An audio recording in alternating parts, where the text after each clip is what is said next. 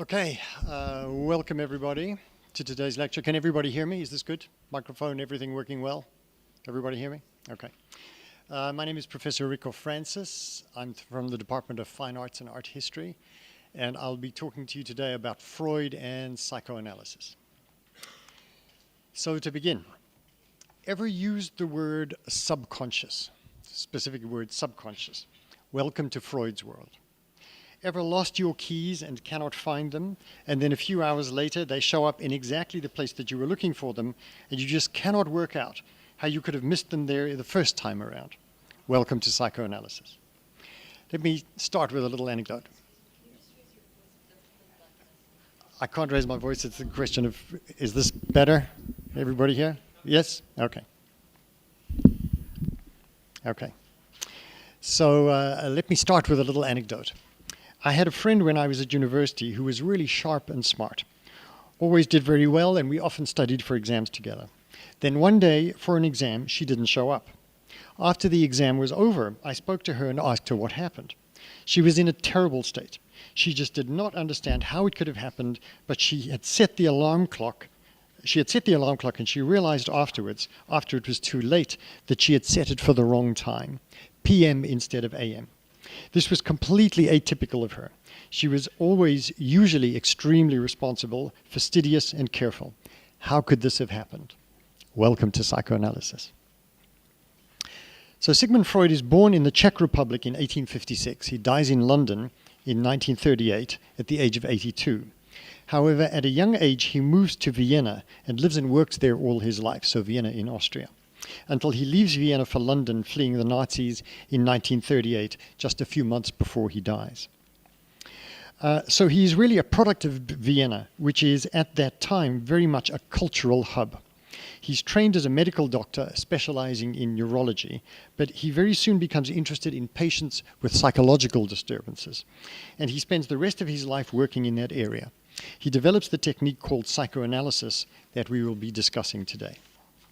So the word psychoanalysis, psycho, it comes from the Greek word psyche, which means the mind in general. It's the same word as you find in psychology. And analysis, which is the understanding of, or the breaking down into component parts so as better to understand what's happening. So psychoanalysis is the attempt at understanding the human mind by breaking it down into its component parts.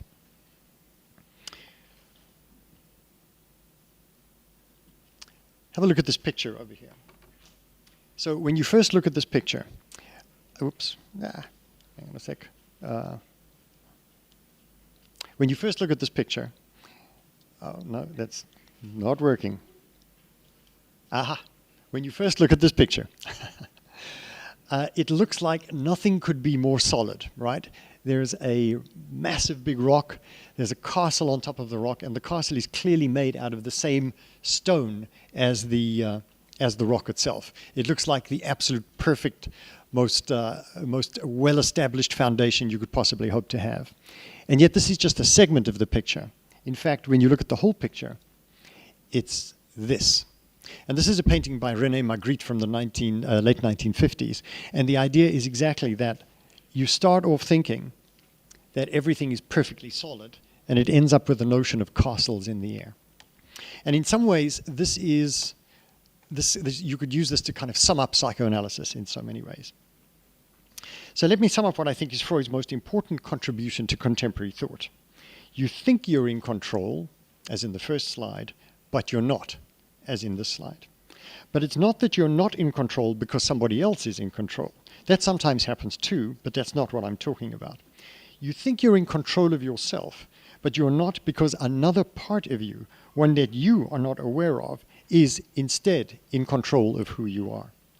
There's a hidden part of you that is responsible for pretty much all that you do and all that you think. And this is what Freud calls the unconscious.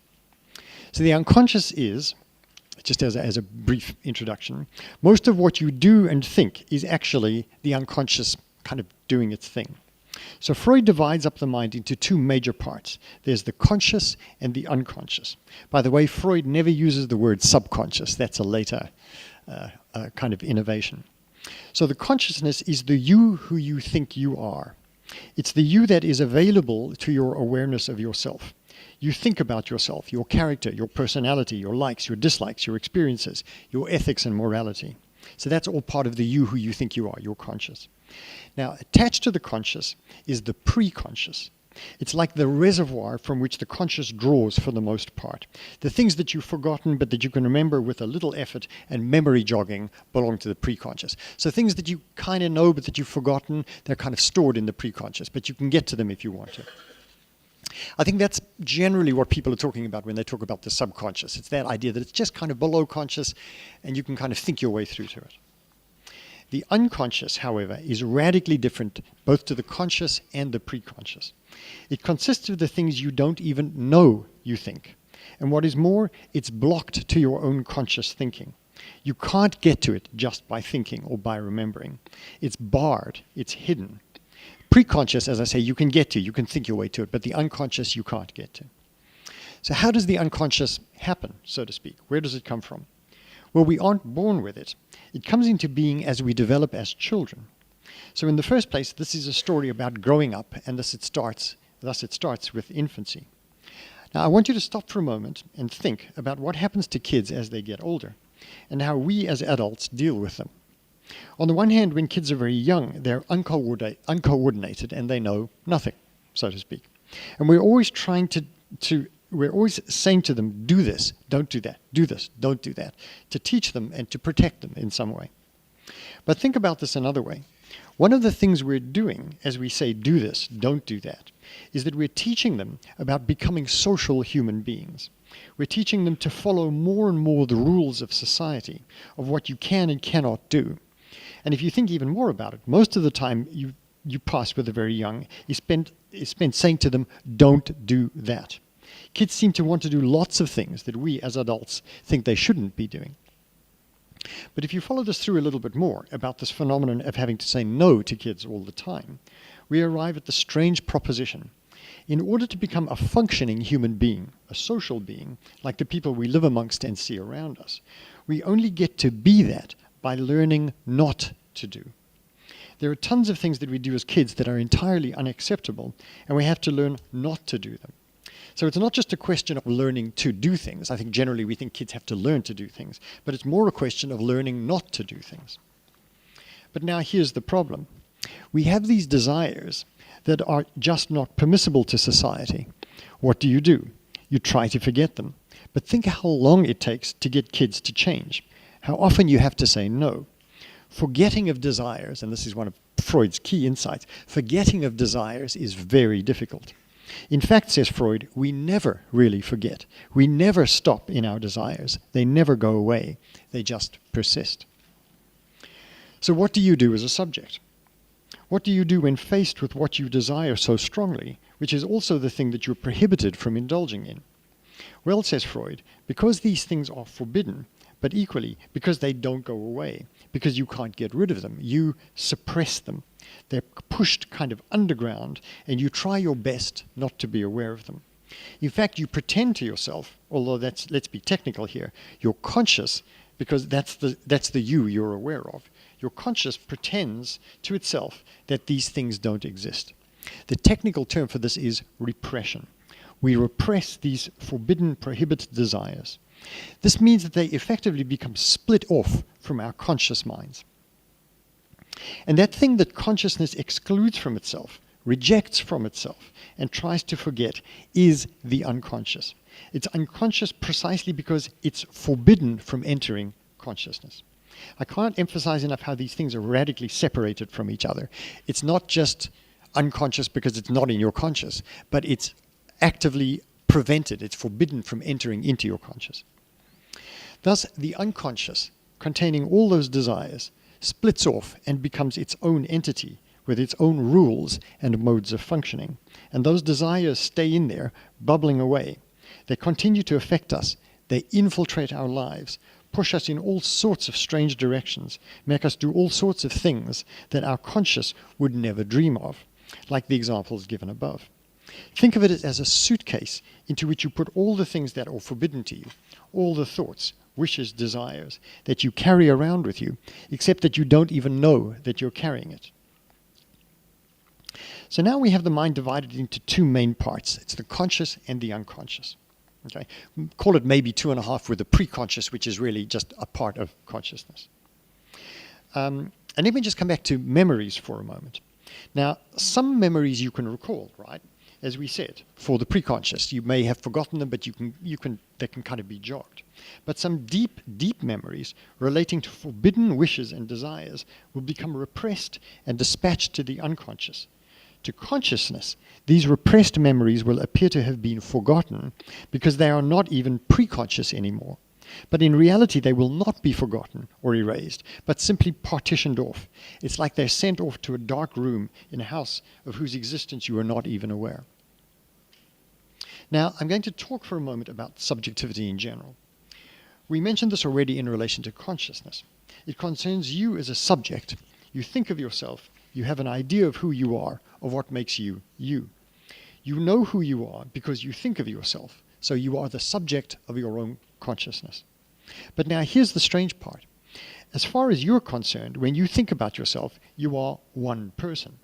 But from now on, with the unconscious, the subject is not one, but two. There is one you there is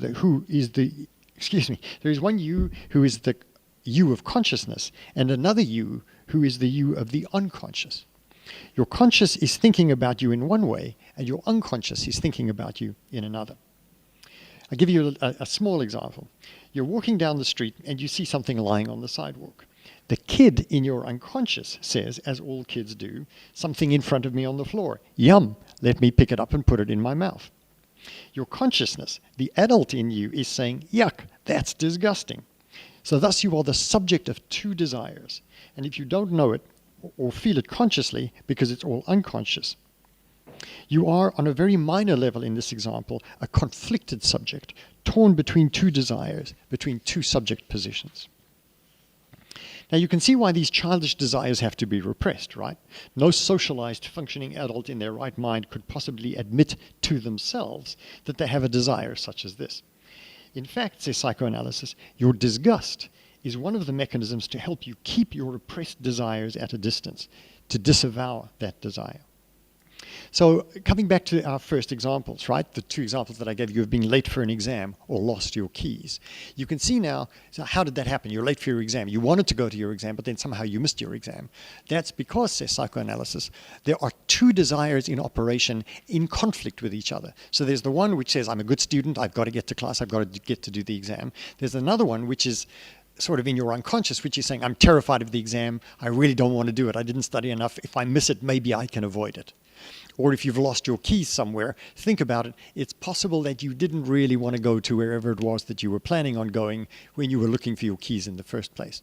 So now, on the one hand, this is, I mean, everybody can identify with this, right? But on the other hand, what this means in terms of your psyche, it means there are two kind of power centers that are operating separately with two different sets of desires, often in conflict with each other. Let me give you... Let me just show you this this diagram over here. So this is a diagram of the kind of model of the mind that Freud first comes up with.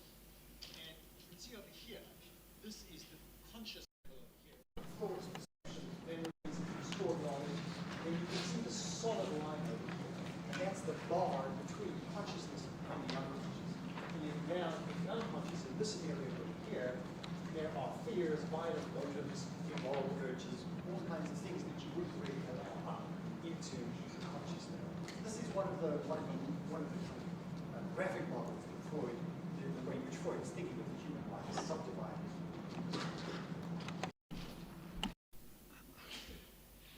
Now, let's think about some of the broad repercussions of this.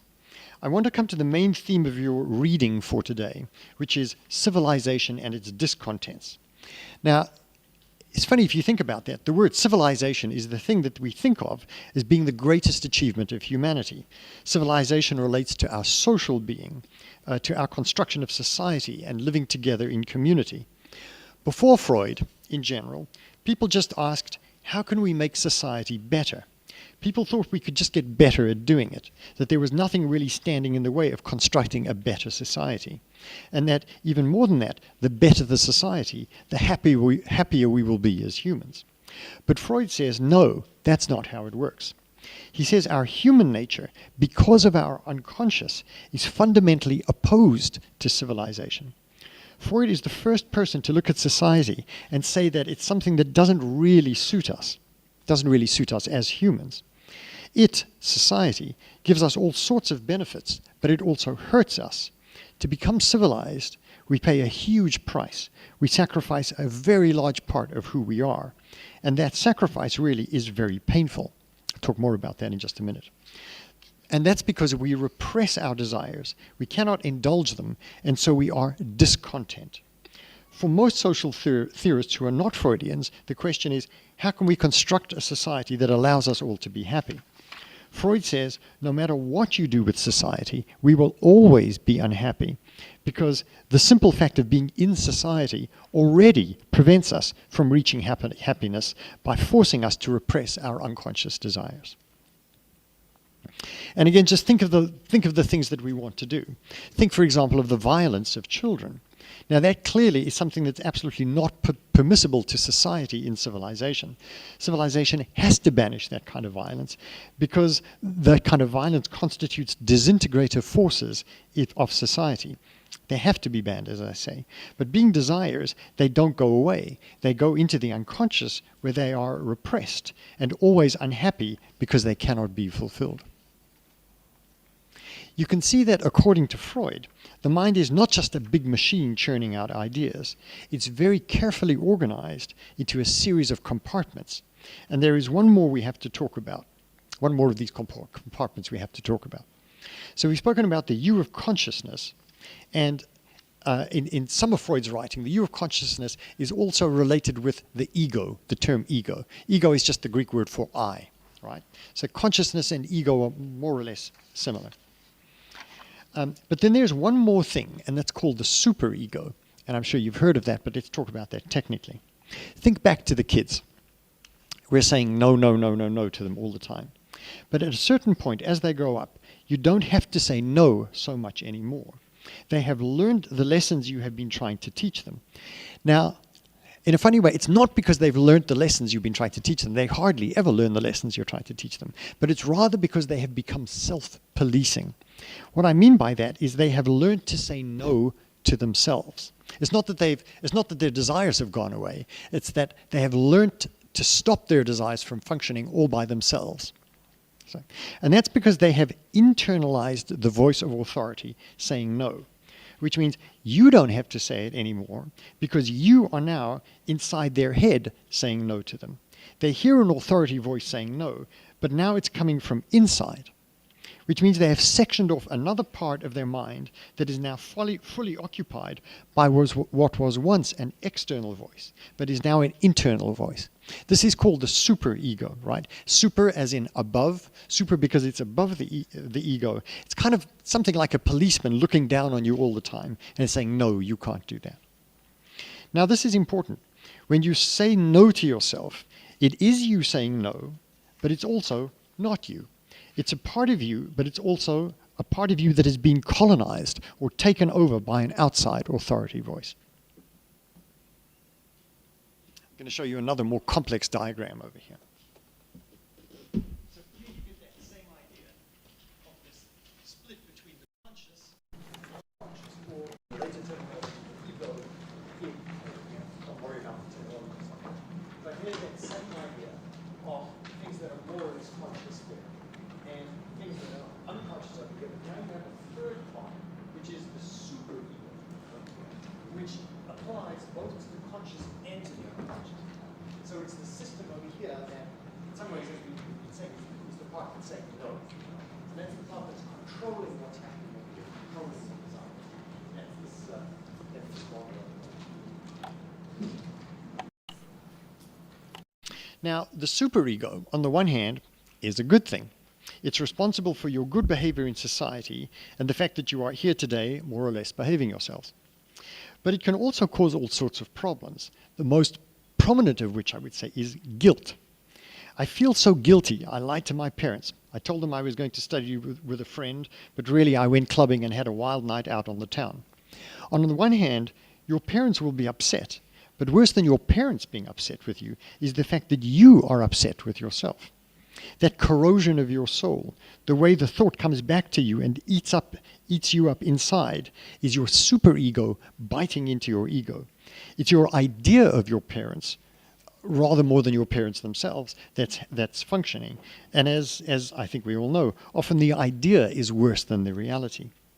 Guilt leads to severe psychological problems, to paralysis, to depression, to distress in all sorts of ways. So now we have the model of the mind as sectioned off, but in conflict always with itself. And that is, in some ways, that sort of sums up Freud in a nutshell to some degree. Now, I've so far given you examples drawn from everyday life of the repressed not going away and of the things that we all do. But what Freud is famous for is treating disturbed people, who he himself calls neurotics. And in relation to mentally disturbed people, Freud discovers that many illnesses are caused by the return of the repressed. I'll give you an example. Say you hate potatoes. Makes no sense. Everyone loves potatoes. And it gets worse and worse, and you become ill, and you gag, and throw up at the thought of them, and you're obsessed. Every time you go out for a meal, you think, what if there are potatoes in that meal? And eventually it becomes so bad that you're scared to leave the house. And it really ruins your life. So you go to a psychoanalyst and you talk about it. And slowly you discover a memory, one of those unconscious memories, right? There's another child at school, someone who was a bully, someone who persecuted you, who really made you suffer. And this guy was always eating chips. And every time he approached you, you could smell those chips and knew what was coming. But after a time had passed and you grew up, you lost your awareness of the whole nasty, horrible story. And you thought you had forgotten about the events, but in reality, you repressed them because they were too painful for you to bear. And because you hated to think of yourself as a coward and as a victim. And then, years later, you suddenly find that you cannot bear potatoes or chips, and the fear takes over your life, and you have no idea why. This is the return of the repressed. Ideas sit in that dark suitcase we mentioned earlier and haunt you. And you're aware of the haunting. You're aware of the effect, but you have no idea where it comes from, because it comes from the part of you of which you are literally unconscious. So Freud develops a therapy about bringing things to consciousness. He believes that you can unlock these problems, and the theory is that if you bring these repressed thoughts out of that dark suitcase and think them through, you will hopefully get better. Once you realize them, think about them, face them instead of repressing them, you draw that ferocious energy out of them and they stop haunting you to the same degree. Make the unconscious conscious and its dark power fades away. But now let's talk a little bit more about the unconscious and how it works, because the unconscious is where it's all happening. So now the unconscious is not just, as I was saying, it's not just conscious but not. It has a very different mode of operation. Now, consciousness is characterized largely by reason. Consciousness is where reasoning happens, where reasoning and logic happen. And it's characteristic of one of our ways of thinking. So if I say to you, why are you late? There was a traffic jam. Why are you wearing a jacket? It was cold. In the unconscious, however, there's a completely different way of thinking that has nothing to do with logic. There's no reason, there's no logic. Why are you late? The answer could be because the trees are green. There's no time in the unconscious. There are no opposites in the unconscious. If A is bigger than B, then in the unconscious that can also mean that B is bigger than A. Now, Freud gives two different terms for these different ways of thinking. To the conscious way of thinking, which is logic and reason, he calls that secondary process, right? So secondary process is the process of logical, rational thinking through things. To that first way of thinking, which is characteristic of the unconscious, he calls that primary process. We're going to talk about primary process now. So let me show you another diagram. Okay, now have a look at this. Whoops. Here we go. So let's start with the word chair. Okay, and then we can go from chair to table. That kind of makes sense, right? And then we can go from table to stable. We can go from stable to strong. We can go from stable to horse, right? That all kind of makes sense. You can go from a horse to a car, different modes of transport, and you can go from a car to, let's say, you use the car to go to the shops. You can go this way. You go from the chair to the table, and then tables have legs. But then a leg can be broken. But then the opposite of broken would be perfect. Now, can you see that all of these things are related to each other, but the way they're related to each other is completely different. There's no one way of being related. So this one over here, chair to table, the relationship is because chairs and tables you often find them together, right?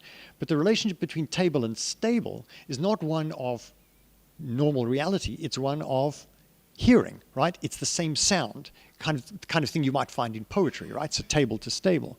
And now think about stable. That's a word that actually has two different meanings. One of the meanings relates to stable, it's strong. And the other one is a stable is a place where you put a horse. So from each one of these points, you can jump off in a whole lot of different directions. And then from a horse is a mode of transport. Mode of transport is a car, and you can use a car to go shopping, right? And then similarly over there, tables have legs. Legs can be broken. The opposite of broken could be perfect. So there's a whole series of different ways in which you can draw relations between objects or between words specifically. And that's characteristic of the primary process. Now, there's nothing logical about this, right? There's no logical sequence in this. It's just associations. But the associations operate in all of these different ways. Now, so now that's primary process. But now here's the really strange part about this. In the unconscious, as opposed to in the conscious, each one of these terms is equivalent. So in the unconscious, each one of these terms can substitute for another one of those terms. And this gives you some strange results. You'll see what I mean over here. Say you have something in your unconscious that it really wants to express, that it's really obsessed by. Let's go back to that guy who tortured you at school, and you really hate him and you want to break his neck. Your unconscious can represent that breaking his neck. Let's say we've got broken by any one of these terms along that, we call that signifying chain. Anywhere along that has the equivalent status of broken over there. So maybe you keep on thinking of a chair. Now you really want to break his neck, but really you keep on thinking of a chair. Maybe you think of a perfect round circle. Any or all of these could represent that fundamental wish of breaking that person's neck. And in fact, this example, as I first gave it to you, is a little unrealistic. It's unlikely that you would hate potatoes because that's too direct.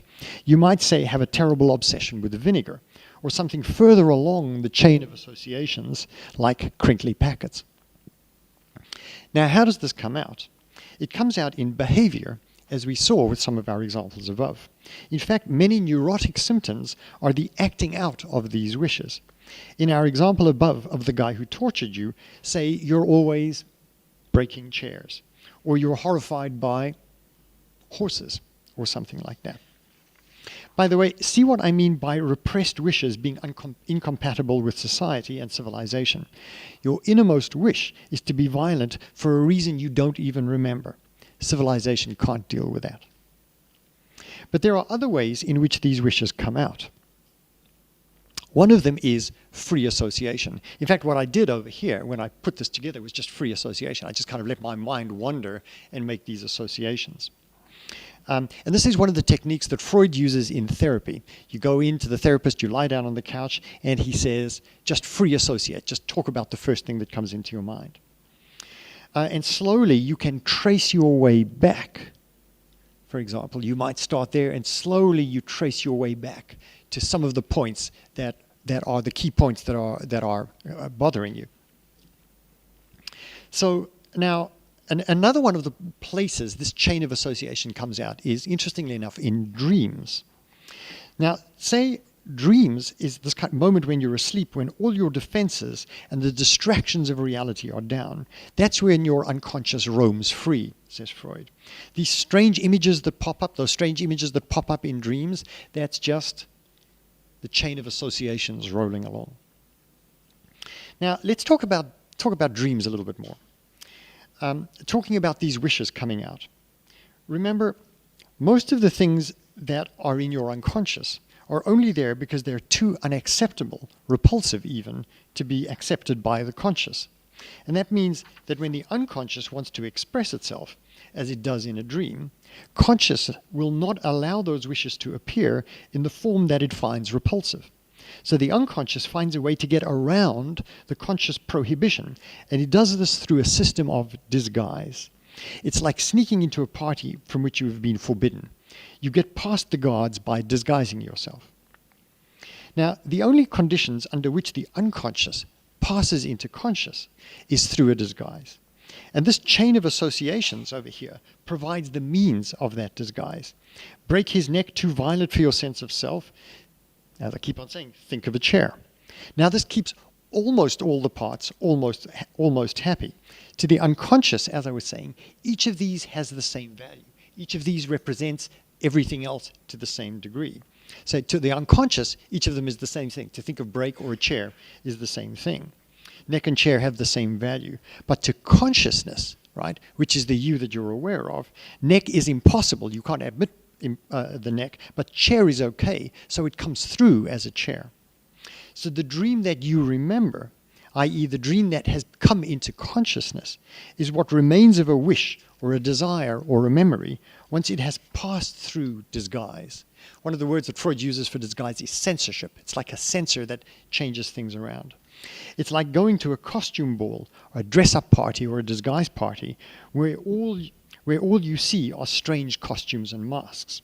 This is one of the reasons that dreams are so weird. It's the disguise pushing things around so that your conscious doesn't recognize them. People love to record their dreams, by the way, to tell other people about them. But all they're doing is looking at the surface disguise. The true content is lurking below the surface, evading your prying eyes. It's like trying to catch a thief and all you grab is their jacket. Your recollection of your dreams is mostly a collection of jackets that you have pulled off their backs. The thieves always escape. But the guards at the door aren't perfect. The disguise is often not perfect, and you can sometimes work out what's happening underneath it. One of the things that the unconscious likes to do with these elements is to blend them together, things together, often in images. So in a dream, you might find yourself thinking when you wake up, it was the shop assistant I saw in the store yesterday. Yes, I really think it was. But it's weird. She looked like my sister in the dream. And wait, even more, she looked quite a lot like my mother. They're all kind of condensed and rolled together. And often in that process of condensation, you can find the truth of what the unconscious is getting at. Who exactly? It looked most like the shop assistant, but really, it was my mother I was dreaming of. So now that I've been speaking so far about this kind of content, right, about mechanisms, right, about the way these things operate in these different parts of the mind. But now I'm going to talk about content. You may notice that so far I've been talking about a map of the mind and also about the mechanisms of how it all works, how it all fits together. But I haven't said much about the content or the subject matter of what goes on in the unconscious. But in fact, Freud gets into a lot of detail about content. It's not just that desires in general get repressed. It's that specific desires get repressed or come to take on more importance. And here we're talking about sex. When Freud analyzes his patients, there is one topic above all others that he finds there, and that's sex. Let me tell you a little story that comes to us from ancient Greece. Oedipus, it's the name of the hero of the story, is a man from the Greek city of Corinth, and he goes traveling. While he's traveling, he gets into a fight at a crossroads, and he kills somebody. He kills a man. Later, as part of his adventures, he arrives in the city of Thebes, which is ruled over by a queen. There he performs a heroic deed that the people of the city much appreciate. He's proclaimed king in gratitude, and he marries the queen of the city and has 2 daughters by her. Several years later, through a strange sequence of events, he discovers that he had in fact been born in the same city of Thebes. In fact, he was the son of the king, but had been given away for adoption at an early age, to the town, in fact, of Corinth, where he had grown up. Now, you may think this is something of a happy fairy tale. Not so. It's a good story. He is born the son of the king, and through a series of accidents of fate, he returns to the place of his birth, although he doesn't know it, and takes his place on the throne. But no, that's not how it turns out. The story takes a dreadful turn. It further emerges that the man he had killed at the crossroads was his own father, and that the woman he has married, the queen, and by whom he has now had 2 children, is his own mother. Now, this is the myth of Oedipus, and it's a famous play by Sophocles. Right? And the play is Oedipus Rex, or Oedipus the King, by Sophocles, the Greek playwright, from around 430 BC in ancient Greece. Now, Freud says it's not just a great play and a myth, but it's a great play because it tells the truth of our own secret desires. Up to now, I've spoken about the unconscious as being the place where our repressed memories and desires end up. For Freud, the most important repressed desire in the unconscious is the one where boys wish to murder their fathers and marry their mothers, and for girls, murder their mothers and marry their fathers. This is what Freud calls the Oedipus complex. And this is probably the most controversial part of Freud's whole work. It's called the Oedipus complex, as I say, and you should know about it because it figures largely in popular culture and cultural history. Now, whether you believe the specific details of it or not, of wanting to murder and then marry, the crucial point concerns the notion of sex being at the core of our unconscious. And it is one of the key ideas of psychoanalysis.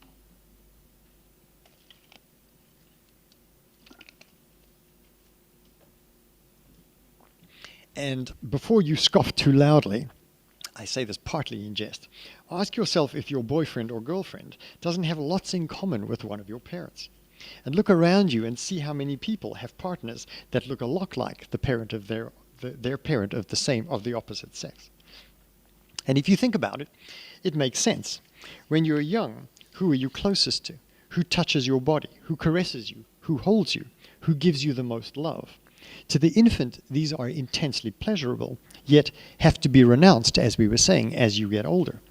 But these desires, as we saw, don't ever go away. They get pushed into the unconscious, where they stay as desires seeking satisfaction.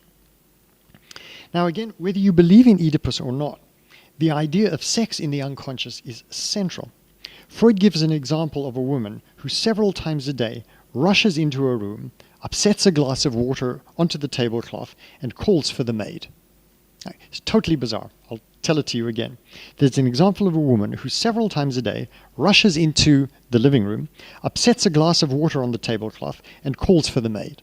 It is, as I say, totally bizarre. No one knows what it's about, but it's ruining everybody's life.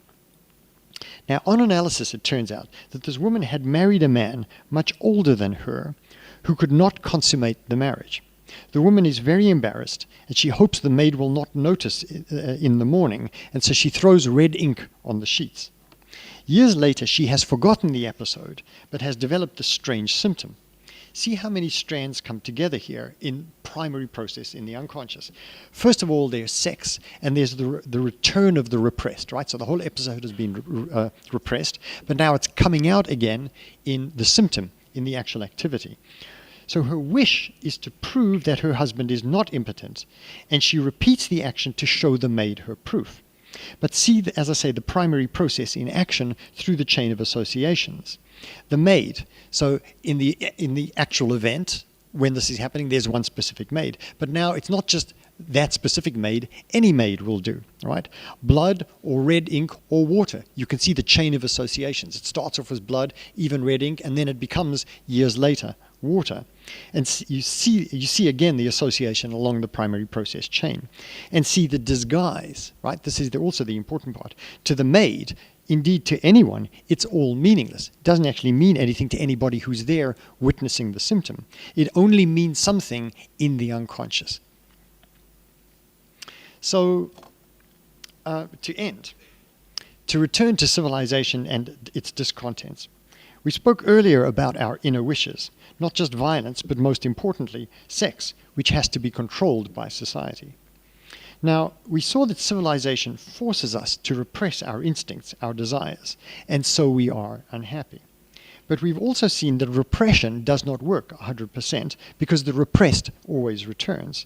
And when it returns, when repression is undone, it threatens to tear society apart. No one is ever happy in the story. As humans, we're unsatisfied because suppressed. But civilization and society is always under attack by failed repression. Society is always in a fragile state, just about to collapse. It's all in a very unstable balance. Now, let me just talk under two headings. I'll talk, for one, let me talk, so there are two headings to kind of look at. One of them is Freud's the kind of revolutionary aspect, and the other is the controversial aspect. So now, just as one of the points about revolution, one of the points where Freud really is revolutionary is thinking about what we now colloquially call craziness or madness, right? Before Freud, mad was pretty much just mad, unreachable. Mad people, strange people, they were kind of beyond any rational reach. Freud was in some ways the first to listen to what were called mad people, and to think that underneath that strangeness, underneath that craziness, there was some internal logic, even if it doesn't make sense within our normal standards of reason. And again, talking about that, so you can see what he's looking at is how primary process doesn't really fit. If you don't have an idea of primary process to secondary process, it all just looks like it's mad. Once Freud begins to develop this notion of primary process, you can see that it has its own internal logic, but it doesn't really fit in with what we now think of, what we think of as kind of secondary process reason. Now, in terms of controversies, all aspects, so many aspects of what Freud writes about was very controversial at the time and is still controversial. Many people don't like the idea of the unconscious, but in fact, I somehow think, my feeling is that most ordinary people, certainly in the Western world, accept the idea of the unconscious, that there's something going on inside us that we're not quite aware of, that kind of has a mind of its own, so to speak. Another one of the areas of controversy is psychoanalytic therapy. Now, what I've been talking about so far is I've been talking about this kind of descriptive model of the mind that Freud comes up with. So he's got one theory about how the mind works, which is everything I've been speaking about. He also develops in parallel with that a system of therapy, which is to kind of help people get better, get over these kind of internal obstructions within their psyches. And it's often people who are against this whole idea of psychoanalysis often point out to the fact that therapy itself sometimes works but often doesn't work. And there have been any number of studies done that, depending on who you look at them, some people say it's effective, some people say it's not effective. But I just want to say, one of the interesting things is, I don't think that you can use the criterion of effective therapy or not to judge Freud's models, because Freud himself theorizes why therapy is very difficult. Right, which is this notion of, he calls it this idea of resistance, which is what we've been talking about how hard desires attach themselves, how difficult it is to get rid of desires, especially unconscious desires. Once they're in there, it's very, very difficult to get rid of them. So Freud is the first person who would say therapy is no miracle cure and it's no easy fix. It's hard work.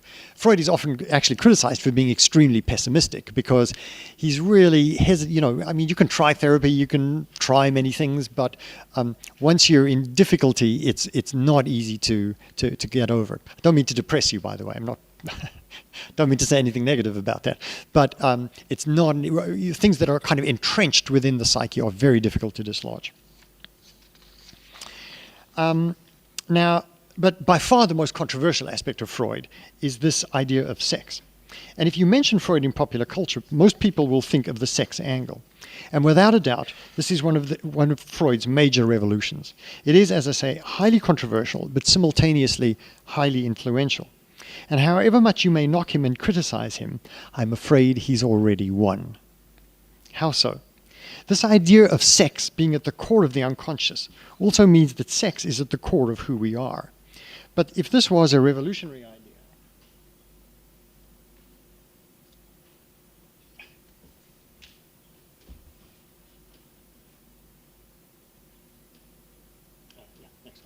if this was a revolutionary idea in 19th century, in 1900s in Vienna, hasn't it become true now? We in our modern times don't stop talking about sex. It's with us all the time. It's so prevalent in our popular culture, from advertising to the way we dress, to music videos. I always say, just think of any video by Nicki Minaj. This all in some ways goes back to Freud. I'm not saying that Freud caused it, but he opened the subject and began thinking about it very early. This idea of humans as inherently sexual, that sex is at our center, is also an idea that is accepted, I think, by most people in Western society, for sure. Before Freud, sex was never really at the center of the universe. Think about how people dressed. Think about how people dressed and behaved. Sex was something never really spoken about, never really acknowledged. This is one of Freud's major revolutions. He really changed the way we think about ourselves. But personally, I think the greatest revolution of Freud is not sex, but the notion of the unconscious. The idea that a part of us is not only beyond our control, but beyond our knowing. That we are not in control of ourselves, that we are strangers to ourselves, that we are not one subject, but two. These ideas are profoundly destabilizing. This goes against everything that we think we are. Our whole civilization is built on the idea that ultimately we are sovereign individuals in control of ourselves, doing what we want. Not so, says Freud. In this respect, Freud is often compared with Darwin. Darwin, of course, shocked everyone by overturning the idea that we are, as humans, a special creation of God. People were amazed at the idea that we are just like animals, related to monkeys and chimpanzees. Freud takes this debunking of our elevated idea of ourselves even further. We are not even in control of ourselves. We are not even masters in our own houses. And his idea of civilization and its discontents is still something that we struggle with every day. Ultimately, says Freud, the part of us that most strongly wants to do what it wants to do cannot, because of civilization. And the part of us that actually can do what it wants to do is really making do with second best. Thank you.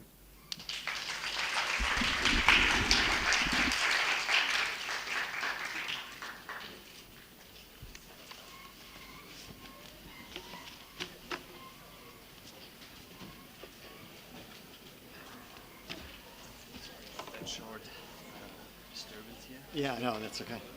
It always happens, right? Yeah, it's